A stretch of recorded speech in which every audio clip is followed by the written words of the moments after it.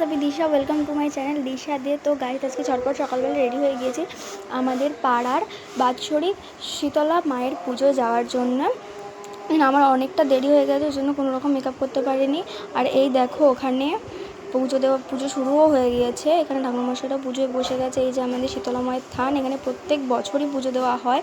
এখানে পাশে ওই ধূপ মোমবাতি দেওয়ার জন্য আলাদা করে দেওয়া হয়, যেহেতু ওখানে দেওয়া হয় না সামনে। আর এই যে আমাদের মা কালী আর শনি বাবার মন্দির, এখানে প্রতিদিনই পুজো হয়। আর এখানে ভোলে বাবার মন্দির, সেখানে পুজো দেওয়া হচ্ছে, আর প্রতিদিন পুজো দেওয়া হয়। এই যে এখানে, আর এখানে বিকেলবেলায় আজকে কি বাবার গানও আছে। এখানে প্রত্যেক বছরই হয়, আর সন্ন্যাসীরাও আসে এখানে।